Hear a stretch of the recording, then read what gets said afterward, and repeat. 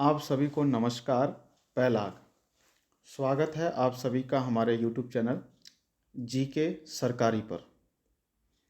हम आप लोगों के बीच एक नई सीरीज हिंदी व्याकरण की लेके आ रहे हैं, जिसका ये पहला वीडियो है। इसमें हम लोग शुरू से बिल्कुल जीरो से हिंदी व्याकरण का अध्ययन करेंगे, जो आने वाली परीक्षाओं के लिए काफ़ी उपयोगी होगी। इसमें हम लोग सबसे पहले भाषा, लिपि और व्याकरण का अध्ययन करेंगे। और इसमें सबसे पहले हम भाषा के बारे में पढ़ेंगे। भाषा क्या है, भाषा का विकास का क्रम क्या है, ठीक है, कैसे भाषा का विकास होता है, ठीक है।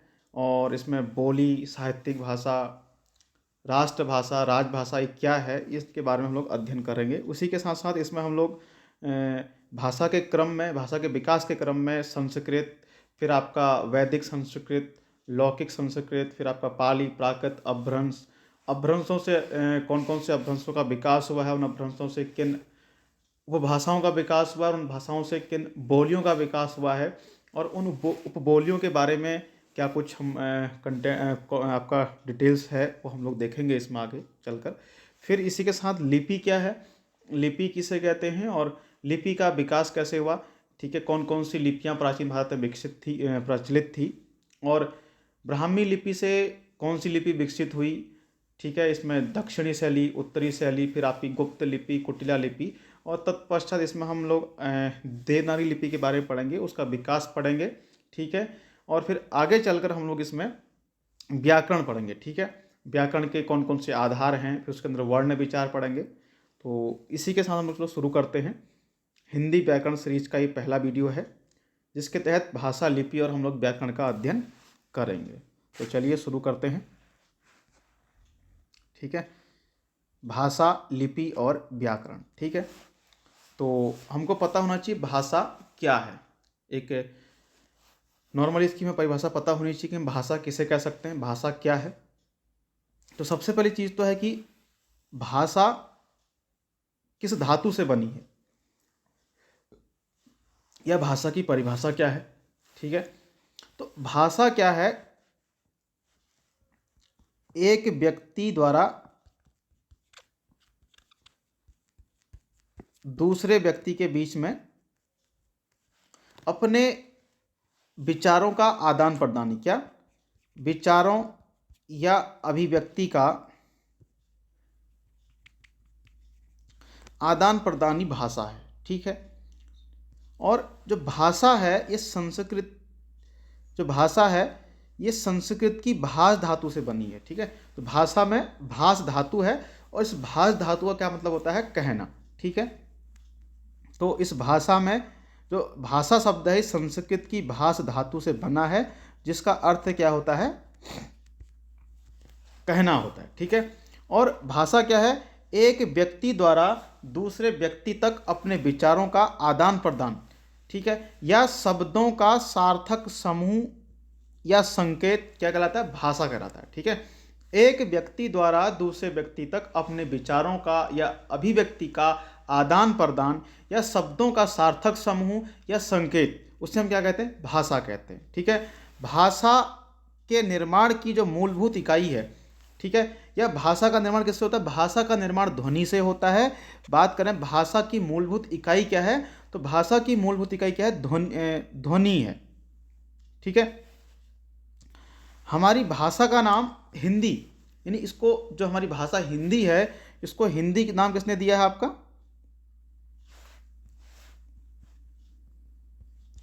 ये नाम दिया है ईरानियों ने, ठीक है। और जो हिंदी शब्द है ये फारसी भाषा का शब्द है, ठीक है। आप लोगों को पता होगा, तो जो ईरानी थे ये 100 को हौ पढ़ते हैं, तो इसलिए उन्होंने सिंध को हिंद कहा, ठीक है। तो उसी से क्या बना, हिंदी बनी, ठीक है। और उसी से हिंदू बना, और उसे हिंदुस्तान, ठीक हो गया। तो हमारी भाषा को, भाषा जो हिंदी है, इसको हिंदी नाम किसने दिया, ईरानियों द्वारा इसको हिंदी नाम दिया गया। और जो हिंदी है ये फारसी भाषा का शब्द है, ठीक हो गया। प्राचीन हिंदी भाषा से अभिप्राय है आपका अपभ्रंश व अवहट के बाद की भाषा, ठीक है। प्राचीन हिंदी भाषा से क्या अभिप्राय है, अपभ्रंश व अवहट के बाद की भाषा ही क्या है आपकी, प्राचीन हिंदी, ठीक है। तो अपभ्रंश व अवहट के बाद की भाषा क्या कहलाती है? प्राचीन हिंदी कहलाती है, ठीक है। हिंदी का आदिकाल भाषा का, हिंदी भाषा का शिशुकाल कहता है, ठीक है। हिंदी का आदिकाल हिंदी भाषा का शिशुकाल कहलाता है, ठीक हो गया।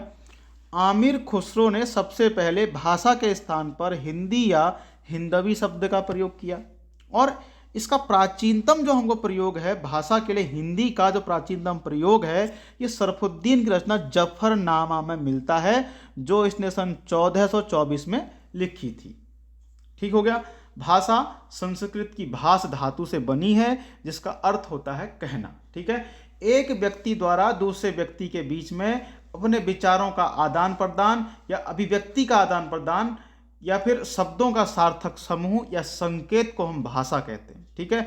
और जो हमारी भाषा हिंदी है, इसको जो नाम हिंदी दिया है ये ईरानियों ने दिया है, और हिंदी जो है फारसी भाषा का शब्द है, और आमिर खुसरो ने सबसे पहले भाषा के स्थान पर हिंदी या हिंदवी शब्द का प्रयोग किया। और भाषा के लिए हिंदी शब्द का जो प्राचीनतम प्रयोग है, ये सरफुद्दीन की रचना जफरनामा में मिलता है। अब बात करें भाषा के विकास का, ठीक है। तो भाषा का विकास का जो क्रम शुरू होता है वो संस्कृत से शुरू होता है। संस्कृत के बाद आपका पाली, पाली के बाद प्राकृत, फिर आपका अपभ्रंश, फिर आपका अवहट, फिर आपका प्राचीन हिंदी, ठीक है। ये भाषा के जो विकास का एक क्रम है, ठीक है। तो भाषा के विकास में जो सबसे पहला क्रम है ये संस्कृत का आता है। भाषा की इसको आदि जननी कहा जाता है।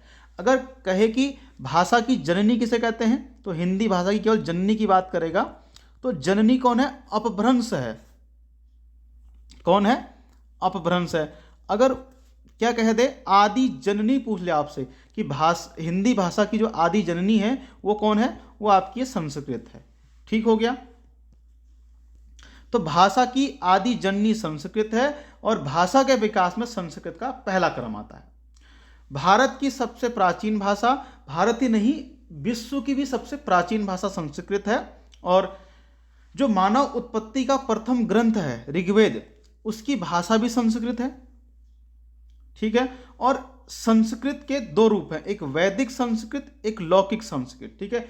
वैदिक संस्कृत को देववाणी के नाम से जानते हैं। किसका नाम जानते हैं? देववाणी, ठीक है। और जो लौकिक संस्कृत है इसको उत्तर संस्कृत यानी कि बाद की संस्कृत, या फिर इसको हम ब्राह्मण संस्कृत के नाम से भी जानते हैं, ठीक हो गया। तो संस्कृत सबसे प्राचीन भाषा, भारत के साथ विश्व की सबसे प्राचीन भाषा है। हिंदी की आदि जननी या भाषा की आदि जननी भी है, और भाषा के विकास में संस्कृत का पहला क्रम आता है। और जो मानव उत्पत्ति का प्रथम ग्रंथ है ऋग्वेद, वो संस्कृत में लिखा गया है। और संस्कृत के दो रूप हैं, एक वैदिक संस्कृत, एक लौकिक संस्कृत। वैदिक संस्कृत को देववाणी, जबकि लौकिक संस्कृत को उत्तर संस्कृत और ब्राह्मण संस्कृत के नाम से हम लोग जानते हैं। वैदिक संस्कृत की बात करें तो इसका काल 1500 ईसा पूर्व से 1000 ईसा पूर्व के मध्य में है, और इस वैदिक संस्कृत को हम क्या कहते हैं? देववाणी के नाम से जानते हैं। वैदिक संस्कृत में ऋग्वेद, यजुर्वेद, सामवेद, धनुर्वेद की रचना हुई है, और इन चारों वेदों के सम्मिलित रूप को संहिता कहा जाता है, ठीक है। और वैदिक संस्कृत को छंदांश भी कहा जाता है, ठीक है, छंदांश, ठीक है। और जो पाणिनि की अष्टाध्यायी है वह वैदिक संस्कृत में ही लिखी गई है, ठीक है। वैदिक संस्कृत को देववाणी, इसके अलावा छंदांश भी कहते हैं इसको, और इसमें ऋग्वेद, यजुर्वेद, सामवेद, धनुर्वेद की रचना हुई है। और पाणिनि की जो अष्टाध्यायी है वह भी वैदिक संस्कृत में लिखी गई है। बात करेंगे लौकिक संस्कृत की। इसका काल है 1000 ईसा पूर्व से 500 ईसा पूर्व के मध्य में, ठीक है। इसी लौकिक संस्कृत को उत्तर संस्कृत व ब्राह्मण संस्कृत के नाम से जानते हैं। किस नाम से? उत्तर संस्कृत और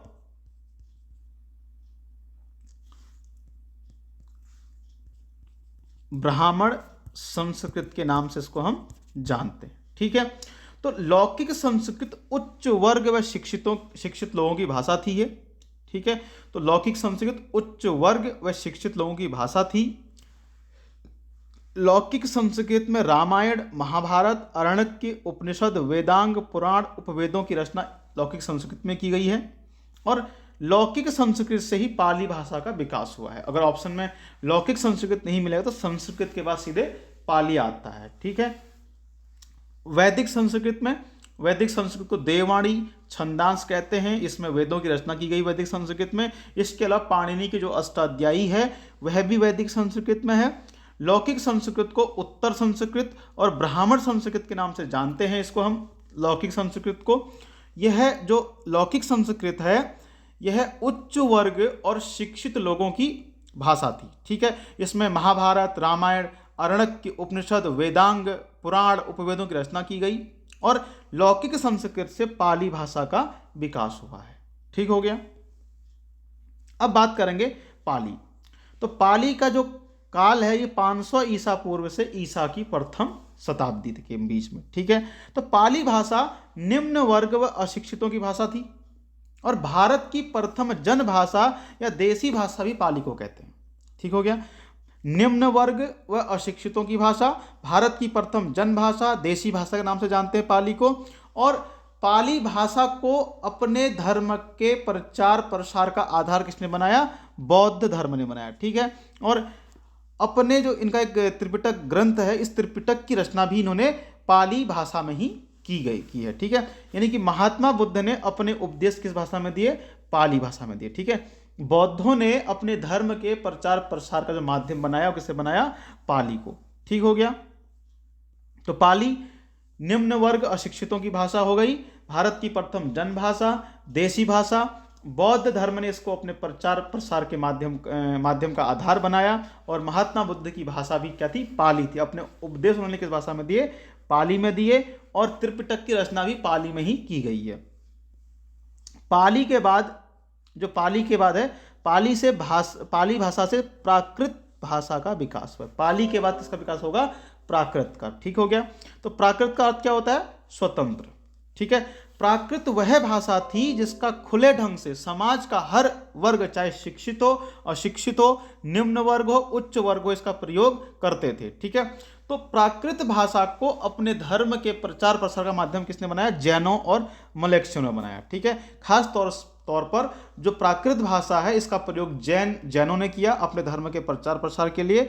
और महावीर स्वामी ने इस प्राकृत में अपने उपदेश दिए हैं। किन्होंने दिए हैं? महावीर स्वामी ने अपने उपदेश प्राकृत में दिए हैं। और प्राकृत से किसका विकास होगा? अपभ्रंश का विकास होगा, ठीक है। संस्कृत पढ़ के आगे हम लोग, फिर आपका पाली, फिर प्राकृत, इसका अपभ्रंश पढ़ेंगे, ठीक है। तो संस्कृत क्या थी? विश्व की सबसे प्राचीन भाषा है और साथ ही भारत की क्या सबसे प्राचीन भाषा है। भाषा की आदि जननी संस्कृत को कहते हैं। ऋग्वेद जो है आपका, ये संस्कृत में लिखा गया है। संस्कृत के आपके दो रूप हो गए, ठीक है। संस्कृत के दो रूप हैं, एक वैदिक संस्कृत और आपका एक लौकिक संस्कृत, ठीक है। वैदिक संस्कृत को हम लोग देववाणी के नाम से जानते हैं, ठीक है। और वैदिक संस्कृत को हम लोग छंदांश भी कहते हैं। लौकिक संस्कृत, इसको हम उत्तर संस्कृत और ब्राह्मण संस्कृत के नाम से जानते हैं। और जो वैदिक संस्कृत है इसमें वेदों की रचना की गई, जबकि लौकिक संस्कृत में जो महाभारत है, रामायण है, अरण्यक हैं, उपनिषद हैं, वेदांग हैं, उपवेदों की रचना की गई, ठीक हो गया। लौकिक संस्कृत के बाद पाली का क्रम आता है। और पाली को जो माध्यम बनाया था अपने धर्म के प्रचार प्रसार के लिए वो बौद्धों ने बनाया। और महात्मा बुद्ध ने अपने जो धर्म का प्रचार प्रसार किया है, उपदेश दिए, पाली भाषा में दिए हैं। और त्रिपिटक की रचना पाली में की गई। पाली को क्या थी? भारत की प्रथम जन भाषा थी। और कैसी, और कौन सी थी? देसी भाषा थी, ठीक है। पाली के बाद प्राकृत का विकास। प्राकृत का अर्थ होता है स्वतंत्र, और जिसका खुले ढंग से समाज का हर वर्ग, चाहे शिक्षित हो अशिक्षित हो, इसका प्रयोग करते थे।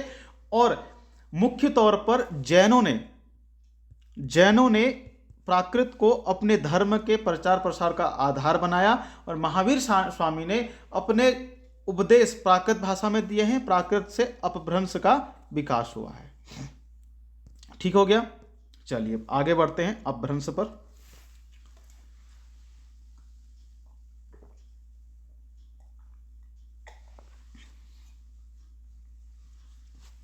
अपभ्रंश की बात करते हैं तो अपभ्रंश का जो काल है 500 ईस्वी से लेकर 1000 ईस्वी के मध्य में है।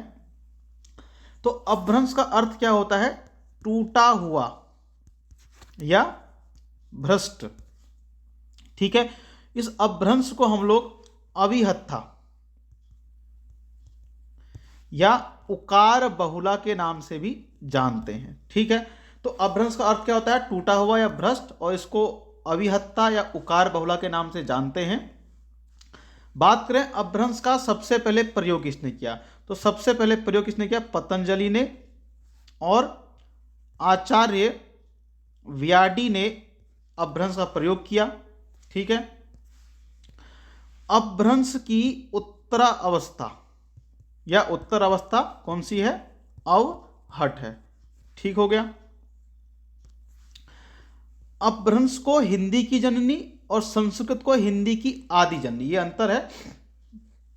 अगर हिंदी की जननी पूछेगा तो अपभ्रंश, और हिंदी की आदि जननी पूछ ले तो संस्कृत हो गई। ठीक है। अपभ्रंश के प्रमुख रचनाकार हैं स्वयंभू। कौन है? स्वयंभू। इनकी रचना है पौम चरियु अर्थात राम काव्य। ठीक हो गया। तो अपभ्रंश का जो अर्थ होता है क्या होता है? टूटा हुआ या भ्रष्ट। अपभ्रंश को अविहत्ता और उकार बहुला के नाम से जानते हैं। अपभ्रंश का सबसे पहले प्रयोग पतंजलि व आचार्य व्याडी ने किया। अपभ्रंश की उत्तर अवस्था को अवहट कहा जाता है और अपभ्रंश को हिंदी की जननी जबकि संस्कृत को हिंदी की आदि जननी के नाम से जानते हैं। अपभ्रंश के प्रमुख रचनाकार स्वयंभू हैं और उनकी प्रमुख रचना है पौम चरेयु। ठीक हो गया। जबकि अवहट के प्रमुख रचनाकार विद्यापति हैं। अवहट के प्रमुख रचनाकार विद्यापति हैं। ठीक है। इनकी दो रचनाएं हैं। कौन कौन सी? एक आपकी कीर्ति लता है और एक आपकी कीर्ति पताका है। ठीक है। इन्हीं विद्यापति को मैथिल कोकिल के नाम से जानते हैं। ठीक है।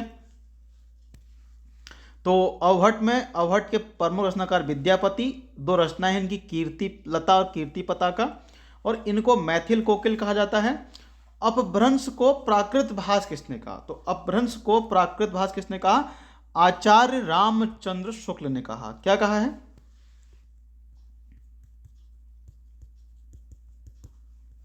किसने कहा है? रामचंद्र शुक्ल ने कहा है। ठीक है। आचार्य रामचंद्र शुक्ल ने अपभ्रंश को प्राकृत भाष कहा है और अपभ्रंश को पुरानी हिंदी किसने कहा है? चंद्रधर शर्मा गुलेरी जी ने। ठीक है। किसने कहा है? चंद्रधर शर्मा गुलेरी ने अपभ्रंश को पुरानी हिंदी कहा है। इस पुरानी हिंदी का प्रथम कवि किसे माना है? राजा मुंज को इस पुरानी हिंदी का प्रथम कवि माना है। ठीक है। तो अपभ्रंश को पुरानी हिंदी चंद्रधर शर्मा गुलेरी ने कहा है और राजा मुंज को पुरानी हिंदी का प्रथम कवि माना है। ठीक हो गया। और प्राकृत भाष किसने कहा है? आचार्य रामचंद्र शुक्ल ने क्या कहा है? इसको प्राकृत भाष कहा है। ठीक हो गया। अपभ्रंश से 7 अपभ्रंशों का विकास हुआ है। सौरसेनी अपभ्रंश, खस, या आपका खास नहीं है, खस लिखा हुआ है। ठीक हो गया। उसके बाद पैसाची, ब्राचड़, महाराष्ट्री, अर्धमागधी और मागधी, ये 7 अपभ्रंश हैं। अगर बात करें सौरसेनी अपभ्रंश से तो इससे पश्चिमी हिंदी, गुजराती हिंदी और राजस्थानी हिंदी का विकास हुआ है। ठीक है, तो सौर सेनी अपभ्रंश से पश्चिमी हिंदी, गुजराती हिंदी, राजस्थानी हिंदी का विकास हुआ है।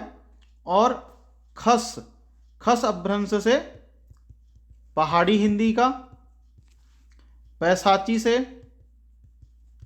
पंजाबी और लहंदा भाषाओं का विकास हुआ है। ब्राचड़ से सिंधी भाषा का विकास हुआ है। महाराष्ट्री से मराठी का विकास हुआ है। ठीक हो गया। अर्धमागधी से पूर्वी हिंदी का विकास हुआ है। और मागधी अपभ्रंश से बांग्ला, असमिया,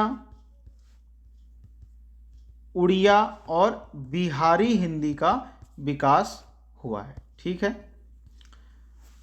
सौर सेनी अपभ्रंश से 3 भाषाएं, खस से आपके 1, पैसाची से 2, ब्राचड़ से 1, महाराष्ट्री से 1, अर्धमागधी से 1 और मागधी से 4। ठीक है, सौर सेनी से पश्चिमी हिंदी, गुजराती हिंदी, राजस्थानी हिंदी। खस से पहाड़ी हिंदी, पैसाची से पंजाबी और लहंदा, ब्राचड़ से सिंधी, महाराष्ट्री से मराठी, अर्धमागधी से पूर्वी हिंदी, मागधी से बांग्ला, असमिया, उड़िया और बिहारी हिंदी का विकास हुआ है। ठीक है, ये है आपकी सौर सेनी से पश्चिमी हिंदी, गुजराती, राजस्थानी हिंदी, खस से पहाड़ी, पैसाची से पंजाबी लहंदा, ब्राचड़ से सिंधी, महाराष्ट्री से मराठी, अर्धमागधी से पूर्वी हिंदी, मागधी से बांग्ला, असमिया, उड़िया और बिहारी हिंदी का विकास हुआ है। ठीक है, भारत में हिंदी में 5 उपभाषाएं, एक आपकी पश्चिमी हिंदी, ठीक है, नंबर 1 पश्चिमी हिंदी, नंबर 2 राजस्थानी हिंदी, नंबर 3 पहाड़ी हिंदी, नंबर 4 पूर्वी,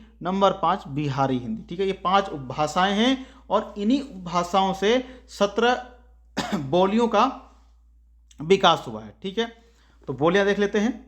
तो 5 उपभाषाएं हिंदी में, भारत में जो हिंदी में 5 उपभाषाएं हैं और 17 बोलियां हैं। ठीक है, तो पश्चिमी हिंदी के तहत 5 बोलियां आती हैं। बांगरू, जिसको हम हरियाणवी के नाम से जानते हैं, बुंदेली, ब्रजभाषा, कन्नौजी, खड़ी बोली, इसको कौरवी के नाम से जानते हैं। ठीक है, तो ट्रिक क्या होगी, BBBK। ठीक है, बांगरू, ब्रजभाषा, बुंदेली, खड़ी बोली, कन्नौजी। ठीक हो गया। और बांगरू को हरियाणवी के नाम से और खड़ी बोली को कौरवी के नाम से जानते हैं। ठीक है, खड़ी बोली को कौरवी नाम दिया है राहुल सांकृत्यायन ने। किस नाम दिया है? राहुल सांकृत्यायन ने इसे क्या कहा है? कौरवी नाम दिया है। राजस्थानी हिंदी से, इससे मारवाड़ी, ठीक है, मारवाड़ी, मेवाती, मालवी, जयपुरी। ठीक है, तो मारवाड़ी जो है आपकी, ये पश्चिमी राजस्थान में बोली जाती है।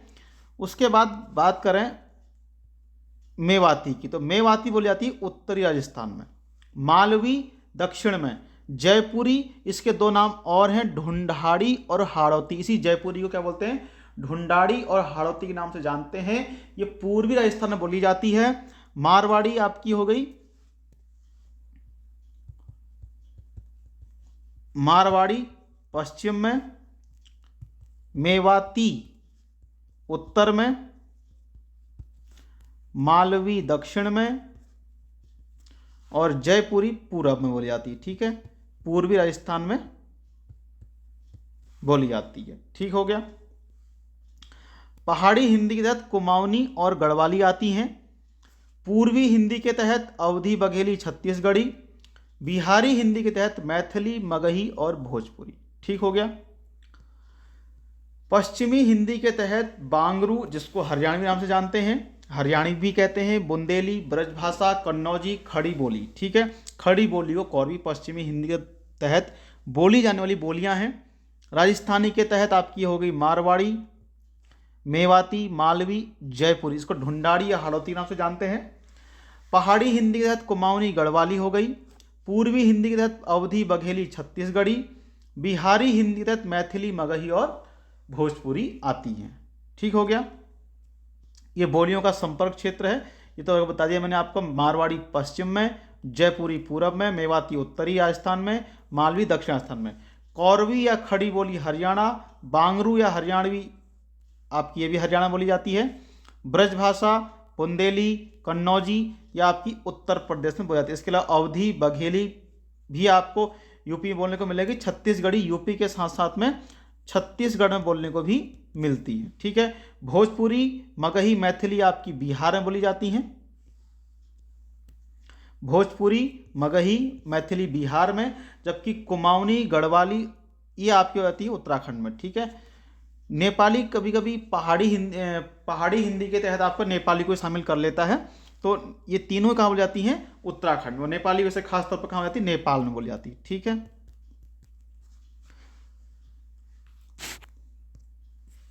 अब बात करते हैं, आगे चलते हैं, कुछ इसमें फैक्ट देख लेते हैं जरा।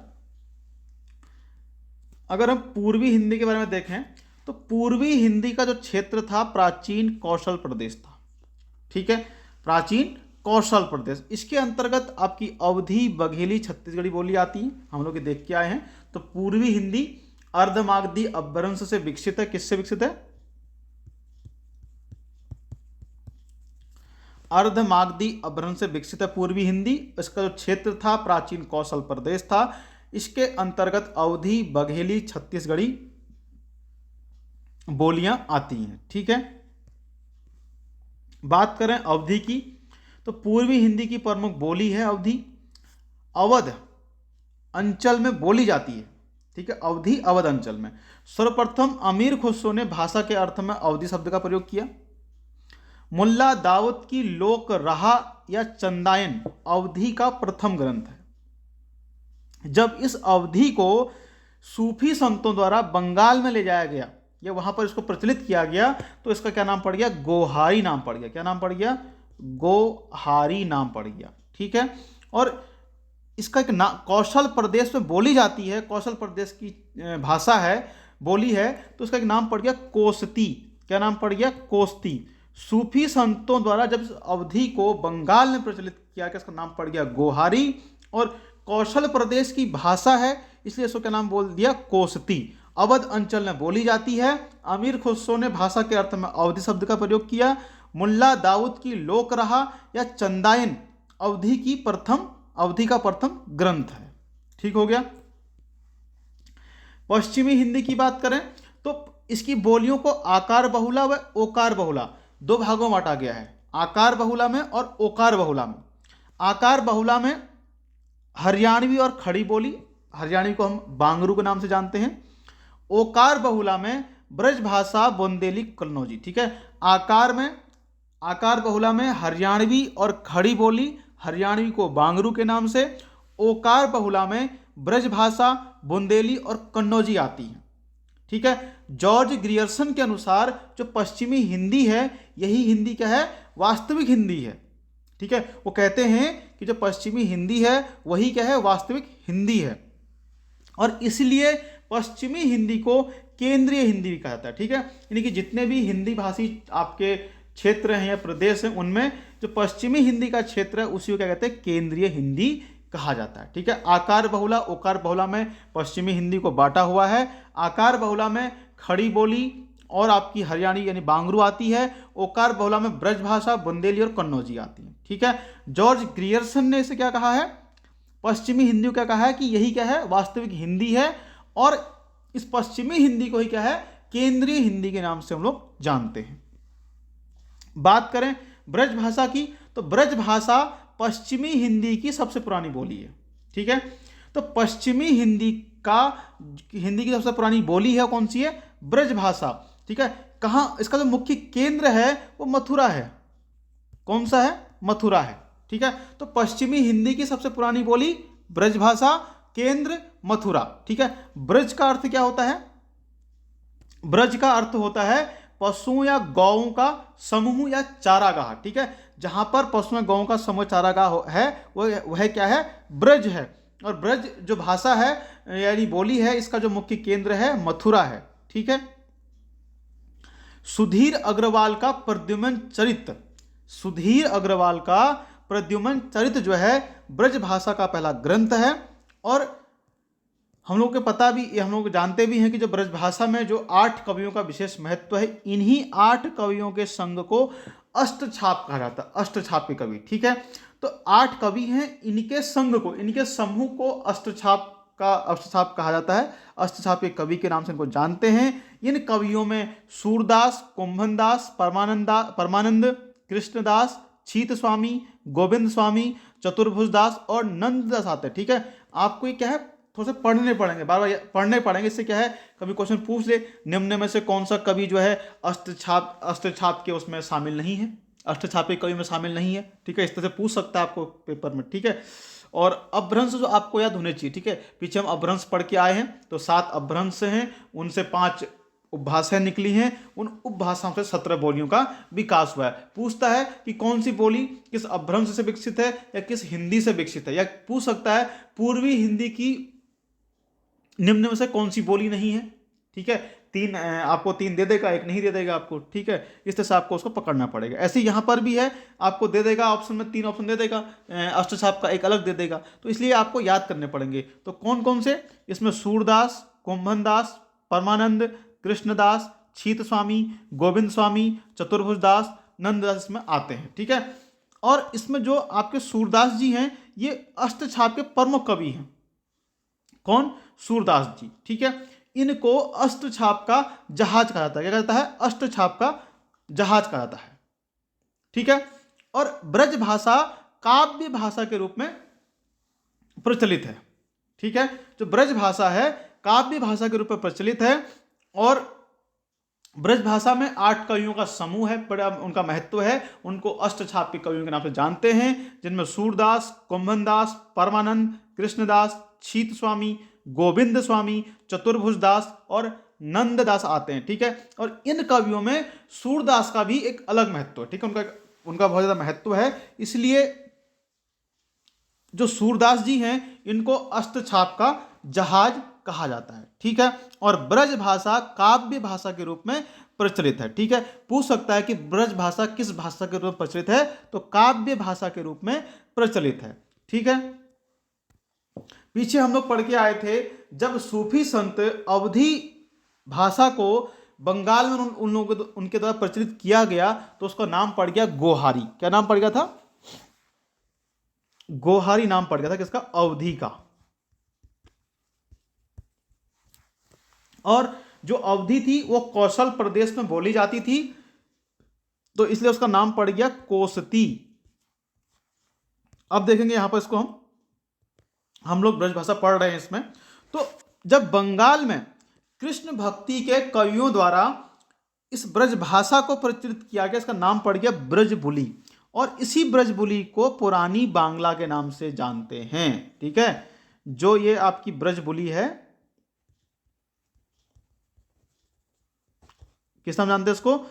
पुरानी बांग्ला कहते हैं इसको। ठीक है, तो अवधी को जब बंगाल में सूफी संतों द्वारा प्रचलित किया गया, नाम पड़ गया गोहारी, और जब ब्रज भाषा को कृष्ण भक्ति के कवियों द्वारा बंगाल में प्रचलित किया गया, नाम पड़ गया ब्रजबुली। इसी ब्रजबुली को पुरानी बांग्ला के नाम से हम लोग जानते हैं। ठीक है, तो ब्रज भाषा के कुछ रचनाकार हैं, जिनमें सूरदास, नंददास, रसखान, मीराबाई, तुलसीदास। कभी कभार इनकी रचनाएं पूछ लेता है और रचनाओं की भाषा पूछता है, किस भाषा में उनको रचा गया है रचना को। ठीक है, तो सूरदास जी द्वारा सूरसागर, सूर सारावली और साहित्य लहरी, ठीक है, इन रचनाओं की रचना ब्रज भाषा में की गई। ठीक है, तो सूर सागर, सूर सारावली, साहित्य लहरी किसकी रचना है? सूरदास जी की। बात करें नंददास जी की, तो इनकी रसमंजरी, भंवर गीत, रूपमंजरी, सुदामा चरित हैं। कौन कौन सी इनकी? नंददास की रसमंजरी, भंवर गीत, रूपमंजरी, सुदामा चरित। ठीक हो गया। रसखान की बात करें तो इनके द्वारा प्रेम वाटिका लिखी गई ब्रज भाषा में। ठीक है, प्रेम वाटिका लिखी गई रसखान के द्वारा ब्रज भाषा में। मीराबाई द्वारा गीत गोविंद टीका लिखी गई है ब्रज भाषा में। कौन सी भाषा में? ब्रज भाषा में। क्या लिखी गई? गीत गोविंद टीका किसने लिखी है? मीराबाई ने। तुलसीदास जी द्वारा कवितावली की रचना की गई ब्रज भाषा में। ठीक है, तो कवितावली किसकी रचना है? तुलसीदास जी की। किस भाषा में? ब्रज भाषा में। गीत गोविंद टीका किसकी है? मीराबाई की। किस भाषा में? ब्रज भाषा में। प्रेम वाटिका रसखान जी की किस भाषा में? ब्रज भाषा में। रसमंजरी, भंवर गीत, रूपमंजरी, सुदामा चरित किसकी है? नंददास की। किस भाषा में? ब्रज भाषा में। ठीक हो गया। सूर सागर, सूर सारावली और साहित्य लहरी किसकी हैं? सूरदास जी की हैं। किस भाषा में रची गई हैं? ब्रज भाषा में रची गई हैं। अब बात करते हैं खड़ी बोली की।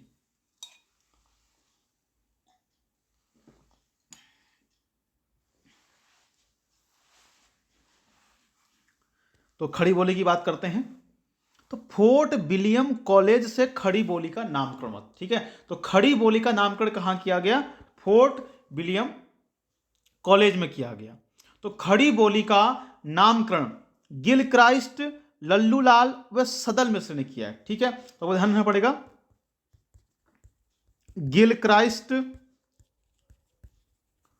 लल्लूलाल और सदल मिश्र के द्वारा खड़ी बोली का नामकरण किया गया। और कहां हुआ? फोर्ट विलियम कॉलेज में इस खड़ी बोली का नामकरण किया गया। ठीक है। राहुल सांकृत्यायन ने खड़ी बोली को कौरवी कहा है। क्या कहा है? कौरवी कहा है। जबकि अब्दुल हक एक व्यक्ति है, इनके द्वारा क्या कहा गया? इसको गंवारू कहा गया है खड़ी बोली को। ठीक है। खड़ी बोली का प्रथम महाकाव्य प्रिय प्रवास, ये लिखा है अयोध्या सिंह उपाध्याय हरिऔध के द्वारा लिखा गया। ठीक है, खड़ी बोली का प्रथम महाकाव्य प्रिय प्रवास। ठीक हो गया। किसने लिखा है? अयोध्या सिंह उपाध्याय के द्वारा। तो खड़ी बोली के रचनाकार देख लेते हैं। इसमें सदा सुख लाल नियाज हैं, इनके द्वारा सुख सागर लिखी गई है। ईसा अल्लाह खान द्वारा रानी केतकी की कहानी लिखी गई है।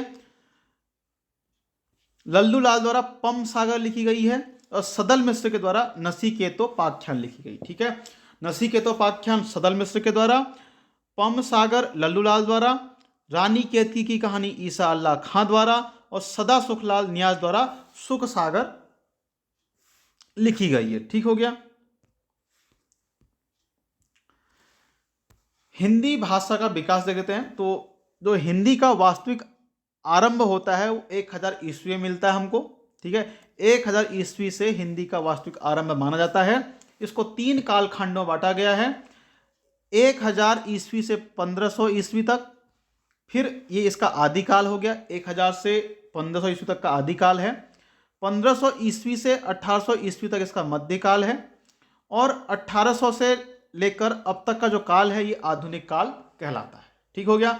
1000 से 1500 ईस्वी तक का काल आदिकाल, 1500 ईस्वी से लेकर 1800 तक का काल आपका मध्यकाल, और 1800 से लेकर अब तक का जो आधुनिक काल है ये जो काल है अब तक आधुनिक काल कहलाता है। ठीक है। और हिंदी के विकास में फोर्ट विलियम कॉलेज का योगदान रहा है। यहीं पर जॉन गिलक्राइस्ट के द्वारा भारतीय भाषाओं का अध्ययन किया गया। ठीक है, यहां पर एक नोट लिख लीजिएगा और ये इंपॉर्टेंट है। ये हिंदी का प्रथम समाचार पत्र उदंत मार्तंड था, जो 30 मई 1926 को कलकत्ता से प्रकाशित किया गया था। और इसके संपादक जुगल किशोर थे। कौन थे? जुगल किशोर थे। ठीक हो गया। और 30 मई को निकाला गया था, इसीलिए प्रतिवर्ष 30 मई को हिंदी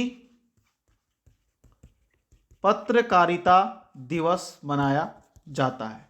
ठीक है, 30 मई को हिंदी पत्रकारिता दिवस मनाया जाता है। और आधुनिक काल में खड़ी बोली में इंसा अल्लाह खां की रानी केतकी की कहानी व सदा सुख लाल की रचना सुख सागर रचित है। ठीक है, तो आधुनिक काल की जो हिंदी है या इसमें जो पूरी पूर्व खड़ी बोली है, इसमें ईसा अल्लाह खां ने रानी केतकी की कहानी लिखी है और सदा सुख लाल ने क्या लिखी है? सुख सागर लिखी है। इतना लोगों को समझ में आ गया होगा। एक बार आपको मैं रिकॉल कर देता हूं इसको। तो भाषा संस्कृत की भाष धातु से बनी, इसका अर्थ कहना होता है। और भाषा क्या है? एक व्यक्ति द्वारा दूसरे व्यक्ति तक अपने भावों का आदान प्रदान करना ही क्या है? भाषा है। भाषा का निर्माण ध्वनि से, या भाषा की मूलभूत इकाई क्या है? ध्वनि हो गई। ठीक है। और हमारी भाषा का नाम जो हिंदी है, नाम किसने दिया है? ईरानियों ने दिया है, जबकि शब्द किस भाषा का है? फारसी का। ठीक है। और प्राचीन हिंदी भाषा से अभिप्राय है अपभ्रंश व अवहट की बाद की भाषा। ठीक है, अपभ्रंश व अवहट के बाद की भाषा क्या कहलाती है? प्राचीन हिंदी कहलाती है। हिंदी का आदिकाल हिंदी का शिशुकाल कहलाता है। आमिर खुसरो ने सबसे पहले भाषा के स्थान पर हिंदी या हिंदी शब्द का प्रयोग किया, और भाषा के लिए हिंदी शब्द का प्राचीनतम प्रयोग सरफुद्दीन की रचना जफरनामा में मिलता है। किस मिलता है? जफरनामा में मिलता है। ठीक है, जफरनामा इनके द्वारा 1424 ईस्वी में लिखी गई। भाषा का विकास संस्कृत, पाली, प्राकृत, अपभ्रंश, अवहट और प्राचीन हिंदी। तो मानव विकास भाषा के विकास में सबसे पहला क्रम संस्कृत का। भाषा की आदि जननी कहा जाता है। भारत व विश्व की क्या है? सबसे प्राचीन भाषा है संस्कृत। मानव उत्पत्ति का जो प्रथम ग्रंथ है ऋग्वेद संस्कृत में रचा गया है। और संस्कृत के दो रूप हैं, वैदिक संस्कृत और लौकिक संस्कृत। ठीक है, वैदिक संस्कृत को देववाणी कहा जाता है, इसके अलावा छंदांश भी कहा जाता है। ठीक हो गया।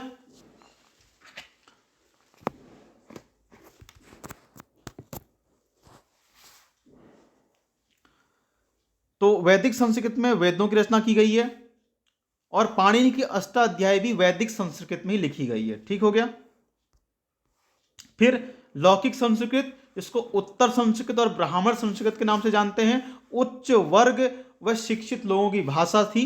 रामायण, महाभारत, अरण्यक, उपनिषद, वेदांग, पुराण, उपवेदों की रचना लौकिक संस्कृत में की गई है। और लौकिक संस्कृत से पाली भाषा का विकास। ठीक है, पाली निम्न वर्ग अशिक्षितों की भाषा, भारत की प्रथम जनभाषा या देशी भाषा।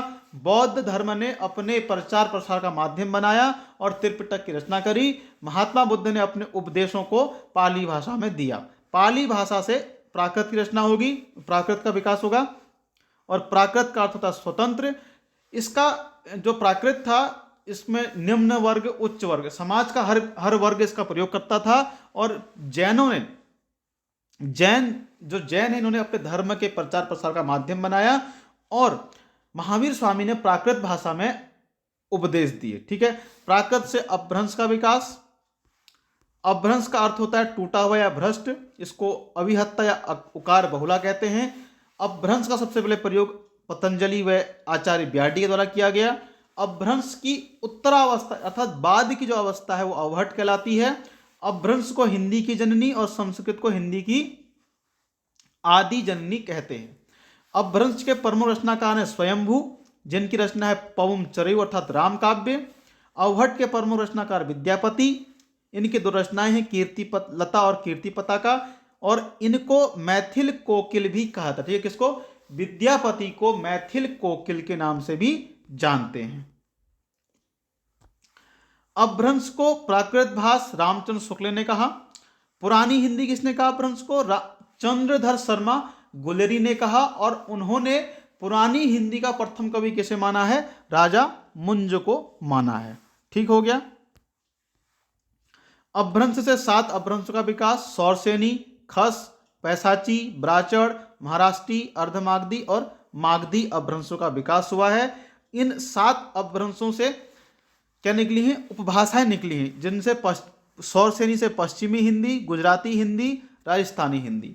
खस अपभ्रंश से पहाड़ी हिंदी, पैसाची अपभ्रंश से पंजाबी और लहंदा, ब्राचड़ अपभ्रंश से सिंधी, महाराष्ट्रीय अपभ्रंश से मराठी, अर्धमागधी से पूर्वी हिंदी, मागधी से बांग्ला, असमिया, उड़िया, बिहारी हिंदी। ठीक है, बांग्ला, असमिया, उड़िया, बिहारी मागधी से, पूर्वी हिंदी अर्धमागधी से, मराठी महाराष्ट्री से, सिंधी ब्राचड़ से, पंजाबी लहंदा पैसाची से, पहाड़ी खस अपभ्रंश से, पश्चिमी हिंदी, गुजराती हिंदी और राजस्थानी हिंदी का विकास सौरसेनी अपभ्रंश से हुआ है। भारतीय हिंदी में 5 उपभाषाएं, 17 बोलियां हैं। ठीक है, और इन्हीं उपभाषाओं से 17 बोलियों का विकास हुआ है। ठीक है, पश्चिमी हिंदी से बांगरू, बुंदेली, ब्रजभाषा, कन्नौजी, खड़ी बोली। राजस्थानी हिंदी से मारवाड़ी, मेवाती, मालवी, जयपुरी का विकास हुआ है। और पहाड़ी हिंदी से कुमाऊनी, गढ़वाली, कभी कभी यहां पर नेपाली भी शामिल कर लेता है। पूर्वी हिंदी से अवधी, बघेली, छत्तीसगढ़ी, बिहारी से मैथिली, मगही और भोजपुरी। ठीक है, जो पूर्वी हिंदी, इसका प्राचीन क्षेत्र कौशल प्रदेश, इसमें अवधी, बघेली, छत्तीसगढ़ी आती हैं।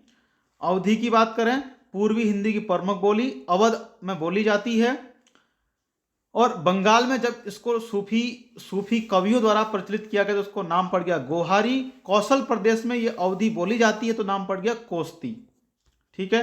पश्चिमी हिंदी की बात करें तो इसको आकार बहुला ओकार बहुला बांटा है। आकार बहुला के अंतर्गत हरियाणवी और खड़ी बोली, ओकार में ब्रजभाषा, बुंदेली और कन्नौजी आती हैं। जॉर्ज ग्रियर्सन ने पश्चिमी हिंदी को ही वास्तविक हिंदी बताया है और इसलिए पश्चिमी हिंदी को क्या कहा जाता है, केंद्रीय हिंदी के नाम से भी जानते हैं। ब्रजभाषा पश्चिमी हिंदी की सबसे पुरानी बोली, मुख्य केंद्र मथुरा, और ब्रजभाषा का पहला ग्रंथ है सुधीर अग्रवाल का प्रद्युम्न चरित है। ब्रजभाषा में 8 कवियों का महत्व है जिन्हें अष्टछाप के कवि कहा जाता है, जिनमें सूरदास, कुंभनदास, परमानंद, कृष्णदास, शीत स्वामी, गोविंद स्वामी, चतुर्भुज दास, नंददास आते हैं। ठीक है।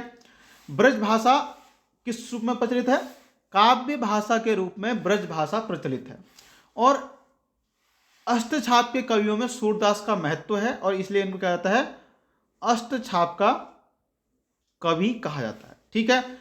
जब बंगाल में कृष्ण भक्ति के कवियों द्वारा इस ब्रजभाषा को प्रचलित किया गया, नाम पड़ गया इसका ब्रजबुली और इसी ब्रजबुली को पुरानी बांग्ला के नाम से जानते हैं। हरियाणवी को जाट बोली कहते हैं। ठीक हो गया। रचनाएं थी कुछ इसमें ब्रजभाषा की। सूरदास जी द्वारा सूरसागर, सूरसरावली, साहित्य लहरी लिखी गई है। नंददास द्वारा रसमंजरी, भंवर गीत, रूपमंजरी, सुदामा चरित लिखा गया है। रसखान द्वारा प्रेम वाटिका लिखी गई है। मीराबाई द्वारा गीत गोविंद टीका लिखी गई है। तुलसीदास द्वारा कवितावली लिखी गई है। खड़ी बोली की बात करें तो नामकरण फोर्ट विलियम कॉलेज से किसने किया, गिलक्राइस्ट, लल्लूलाल, सदल मिश्र द्वारा। राहुल सांकृत्यायन ने खड़ी बोली को कौरवी कहा। अब्दुल हक ने गंवारू कहा। खड़ी बोली का प्रथम महाकाव्य है पिरे परवास, लिखा किसने है, अयोध्या सिंह उपाध्याय द्वारा लिखा गया है। खड़ी बोली के रचनाकार सदा सुखलाल की सुख सागर, ईसा अल्लाह खां की रानी केतकी की कहानी, लल्लूलाल की पम सागर, सदल मिश्र की नसीकेतो पाख्यान। हिंदी भाषा का विकास 1000 ईस्वी से वास्तविक इसका आरंभ माना जाता है हिंदी भाषा का। तो 3 कालखंडों में बांटा गया है। आदिकाल 1000 ईस्वी से 1500 ईस्वी तक, मध्यकाल 1500 से 1800 ईस्वी तक और आधुनिक काल 1800 से अब तक चल रहा है। तो हिंदी के विकास में फोर्ट विलियम कॉलेज का योगदान रहा है।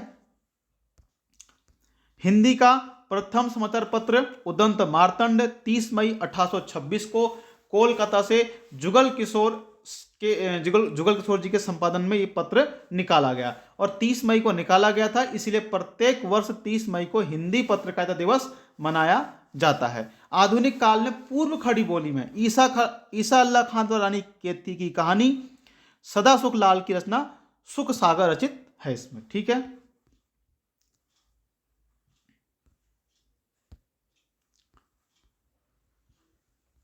इसमें कुछ पॉइंट देख लेते हैं। हिंदी विकास का आधुनिक काल। ठीक है।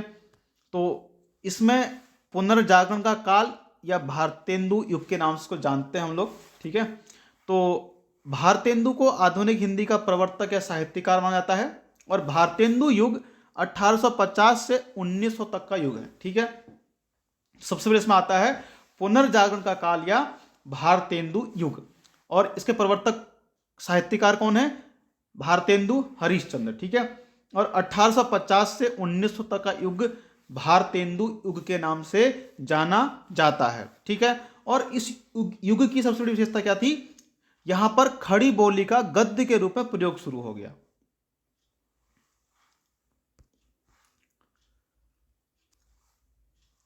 फिर हिंदुस्तान का नारा पंडित प्रताप नारायण मिश्र का है।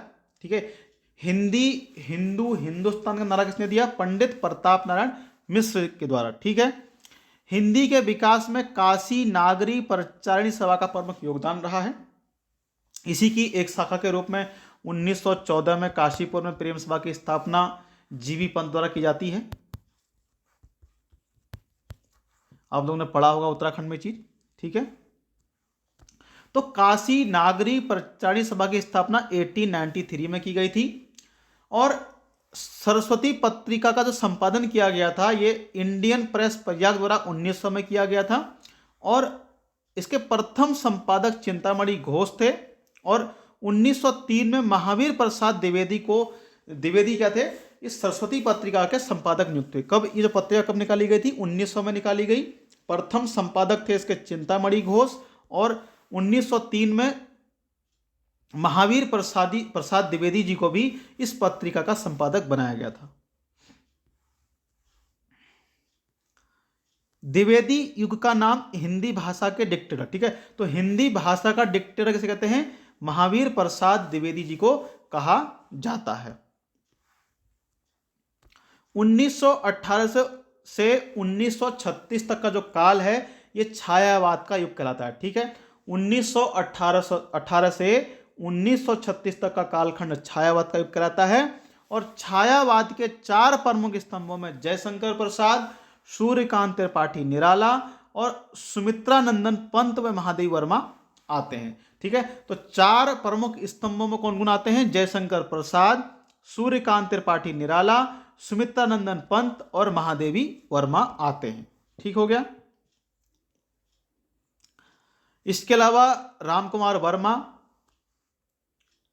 माखनलाल चतुर्वेदी, सुभद्रा कुमारी चौहान, रामधारी सिंह दिनकर भी छायावाद के प्रमुख कवि हैं, ठीक है। और छायावाद की लघुत्रयी में महादेवी वर्मा, भगवती चरण वर्मा और रामकुमार वर्मा आते हैं, ठीक है। छायावाद का सलाका पुरुष किसे कहा जाता है? सूर्यकांत त्रिपाठी निराला जी को छायावाद का सलाका पुरुष कहा जाता है। प्रगतिवाद, तो सुमित्रानंदन पंत व सूर्यकांत त्रिपाठी जी को प्रगतिवादी कवि के रूप में जानते हैं।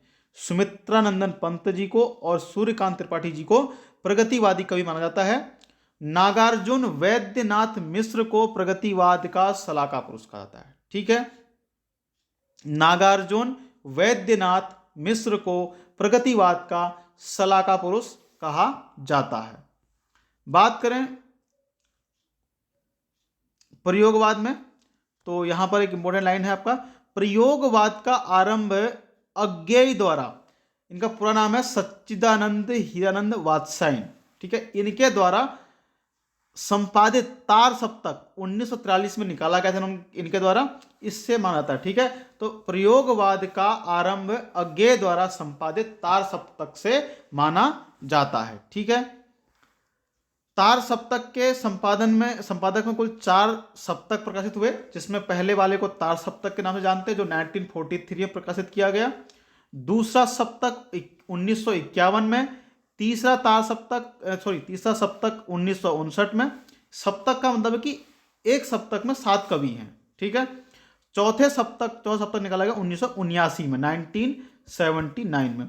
तो पूछता है तार सप्तक में शामिल एकमात्र महिला शकुंत माथुर कौन सी थी? तार सप्तक में शामिल एकमात्र महिला शकुंत माथुर हो गई, ठीक हो गया आपका, इतना लोगों को समझ में आ गया होगा। तो हिंदी के विकास में कुछ अन्य योगदान है। नागरी परिचारिणी सभा की स्थापना 1893, तो काशी नागरी परिचारिणी सभा की स्थापना 1893 में वाराणसी में की गई थी और प्रगतिशील लेखक संघ की स्थापना 1936 में लखनऊ में हुई, ठीक हो गया।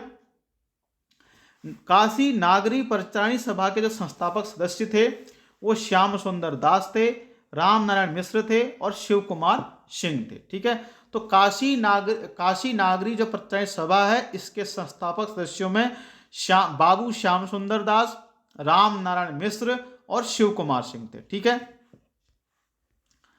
प्रथम हिंदी साहित्य सम्मेलन 1910 में मद्रास में हुआ, जिसके सभापति मदन मोहन मालवीय जी थे, ठीक है। प्रथम हिंदी साहित्य सम्मेलन 1910 में मद्रास में हुआ, जिसके सभापति कौन थे? मदन मोहन मालवीय थे। 1918 में हिंदी साहित्य सम्मेलन इंदौर में हुआ, जिसके सभापति महात्मा गांधी जी थे, ठीक है। और इसी सम्मेलन में 1918 के इंदौर के हिंदी साहित्य सम्मेलन में गांधी जी द्वारा राष्ट्रभाषा हिंदी का समर्थन किया गया। ठीक है,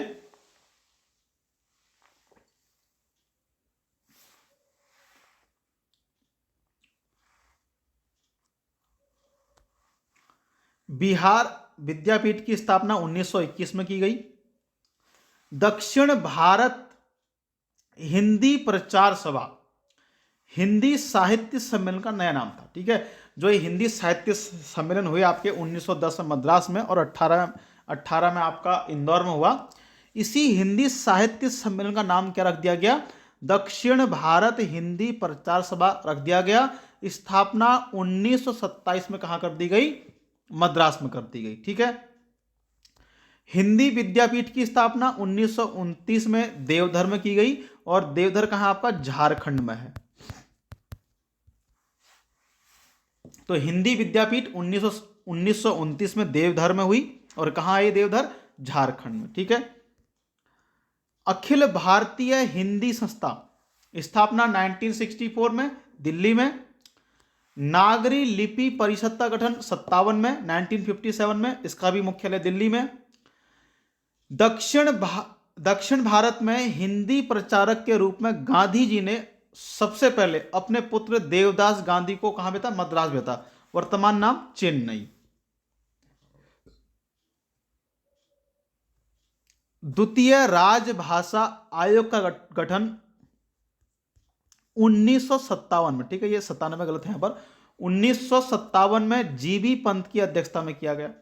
ठीक है, पहला जो राजभाषा अधिनियम था 1955 में गठित किया गया था, बाल गंगाधर खरे की अध्यक्षता में गठित किया गया था। और दूसरा राजभाषा आयोग 1957 में गोविंद वल्लभ पंत की अध्यक्षता में गठित किया गया। राजभाषा अधिनियम 1963 में पारित किया गया, 1963 में आया, 67 में इसको पारित किया गया और 76 में इसमें संशोधन कर दिया गया। ठीक है, राजभाषा अधिनियम 1963 में लेकर आया गया, जो 1967 में पारित किया गया और 1976 में इसमें संशोधन किया गया। ठीक है, राजभाषा अधिनियम 1963 26 जून 1965 में लागू हुआ था और राजभाषा अधिनियम 1963 में 9 धाराएं हैं। राजभाषा विभाग की स्थापना 1975 में की गई, जो शिक्षा मंत्रालय के अधीन है। ठीक है, राजभाषा विभाग की स्थापना 1975 में और शिक्षा मंत्रालय के अधीन है। साहित्य अकादमी की स्थापना 1954 में दिल्ली में की गई और यह भी शिक्षा मंत्रालय के अधीन है। राजभाषा विधायी आयोग 65 से 75 तक गृह मंत्रालय के अधीन था, लेकिन 75 से कानून मंत्रालय के अधीन किसको कर दिया गया है? राजभाषा विधायी आयोग को। नेशनल बुक ट्रस्ट की स्थापना 1957 में दिल्ली में की गई। केंद्रीय हिंदी निदेशालय की स्थापना 1960 में की गई। केंद्रीय अनुवाद ब्यूरो की स्थापना 1971 में की गई और केंद्रीय हिंदी संस्थान आगरा में स्थित है। कहां है? आगरा में स्थित है। ठीक है, आप लोगों को तो समझ में आ गया होगा।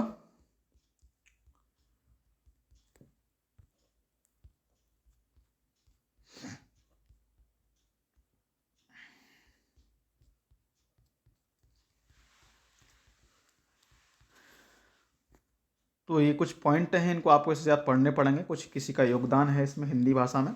ठीक है, तो काशी नागरी परिचालन सभा 1893 में वाराणसी में और प्रगतिशील लेखक संघ 1936 लखनऊ में। काशी नागरी परिचालन सभा के जो संस्थापक सदस्य हुए उसमें बाबू श्याम सुंदर दास, राम नारायण मिश्र और शिव कुमार सिंह।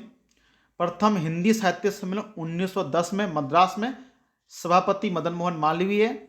1918 में हिंदी साहित्य सम्मेलन इंदौर में, सभापति गांधी जी थे और इसी जो इंदौर का हिंदी साहित्य सम्मेलन है, इसी साहित्य सम्मेलन में गांधी जी ने राष्ट्रभाषा के रूप में हिंदी का समर्थन किया।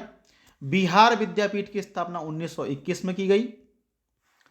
दक्षिण भारत हिंदी प्रचार सभा, ये जो हिंदी साहित्य सम्मेलन था इसी का नया नाम था दक्षिण भारत हिंदी प्रचार सभा। स्थापना 1927 में मद्रास अर्थात चेन्नई में की गई। हिंदी विद्यापीठ की स्थापना 1929 देवधर में की गई। अखिल भारतीय हिंदी संस्था की स्थापना 1964 में की गई। नागरी लिपि परिषद 1975 में। और द्वितीय राजभाषा आयोग 1957 में जीवी पंत की अध्यक्षता में। प्रथम राजभाषा आयोग 1955 में बीजी खरे की अध्यक्षता में या बाल गंगाधर खरे की अध्यक्षता में। राजभाषा अधिनियम 63 में आया था, 75 में उसको 67 में पारित किया गया, 76 में संशोधन किया गया। और ये जो अधिनियम था राजभाषा अधिनियम 1963 को 26 जून 65 में लागू कर दिया गया। इसमें कुल 9 धाराएं हैं। राजभाषा विभाग 1975 में गठित किया गया। साहित्य अकादमी की 54वें स्थापना। राजभाषा विधायी आयोग 65 में बनाया गया और 75 से ये कानून मंत्रालय के अधीन है। नेशनल बुक ट्रस्ट की स्थापना 57 में। केंद्रीय हिंदी निदेशालय की स्थापना 1960 में की गई। केंद्रीय अनुवाद ब्यूरो की स्थापना 1971 में की गई और केंद्रीय हिंदी संस्थान आगरा में स्थित है। ठीक है, आप लोगों को इतना समझ में आ गया होगा। बात करें भाषा का स्वरूप, तो भाषा के 4 स्वरूप होते हैं। बोली से थोड़ा सा उसका परिष्कृत रूप, विकसित रूप साहित्यिक भाषा, फिर थोड़ा और, फिर उसका प्रयोग राजभाषा के रूप में, फिर राष्ट्रभाषा के रूप में। ठीक है, तो बोली क्या होती है? किसी स्थान विशेष पर बोली जाने वाली बोली को क्या बोलते हैं? बोली कहते हैं। और बोली को हम क्या कहते हैं? देशज भी कह सकते हैं। ठीक है, यानी कि जिसकी उत्पत्ति का कोई अता पता ना चले, वो क्या है? बोली है। साहित्यिक भाषा बोली का परिष्कृत रूप है, यानी जिस भाषा ने अपने नियम बना लिए हों, अपना व्याकरण बना लिया, साथ में उसमें कुछ साहित्यिक रचनाएं भी होनी चाहिए, वह क्या भाषा क्या कहलाएगी? साहित्यिक भाषा कहलाएगी। राजभाषा जिसमें क्या है? केंद्र सरकार राज्य सरकार के साथ में या एक राज्य सरकार द्वारा दूसरे राज्य सरकार का जो पत्र व्यवहार जिस भाषा में होता है उसको क्या बोलते हैं? राजभाषा बोलते हैं। राष्ट्रभाषा लगभग जिस भाषा को देश के 75% से अधिक लोग समझते हैं या फिर क्या है, एक माध्यम उसको बनाया गया है भाषा को। ठीक है, तो क्या कहलाती है? राष्ट्रभाषा कहलाती है। ठीक है, तो बोली क्या है? किसी स्थान विशेष पर बोली जाने वाली भाषा को बोली कहते हैं, या फिर जिस भाषा का अता पता न चले बल्कि सामान्य जनता अपनी सहूलियत के लिए स्वयं उसको बना लेती है। ठीक है, उसके स्वरूप को क्या कहते हैं? बोली कहते हैं। ठीक है, किसी स्थान विशेष पर बोली जाने वाली जो भाषा है उसको बोली कहते हैं, जिसके जन्म का कोई अता पता न चले। ठीक है, बोली को हम देशज भी कह सकते हैं। बात करें साहित्यिक भाषा की, तो जिस भाषा का स्वरूप बोली से विकसित होकर अपने आप को व्याकरण सम्मत बना ले। ठीक है, या फिर जिस भाषा की क्या हो? अपने नियम हो, शर्तें हो, अपने व्याकरण के साथ कुछ ना कुछ साहित्यिक रचना उसमें हुई हो, उसको साहित्यिक भाषा कहते हैं। और साहित्यिक भाषा को व्याकरणिक भाषा, क्योंकि उस व्याकरण का निर्माण हो चुका है। मानक भाषा, यानी कुछ मानक है उसको बोलने के। सुधरी भाषा, सुधर चुकी है वो। परिनिष्ठित भाषा भी कहते हैं। ठीक है, जैसे ब्रज भाषा, खड़ी बोली, अंग्रेजी आदि क्या है? ये साहित्यिक भाषाएं हैं। व्याकरण व वर्तनी की दृष्टि से शुद्ध भाषा मानक भाषा कहलाती है। और भारत में मानक भाषा कौन सी है? खड़ी बोली को मानक भाषा का दर्जा प्राप्त है। ठीक हो गया, चलिए इसको आज यहीं तक रखते हैं। कल हम राजभाषा से इसको हम लोग आगे बढ़ाएंगे।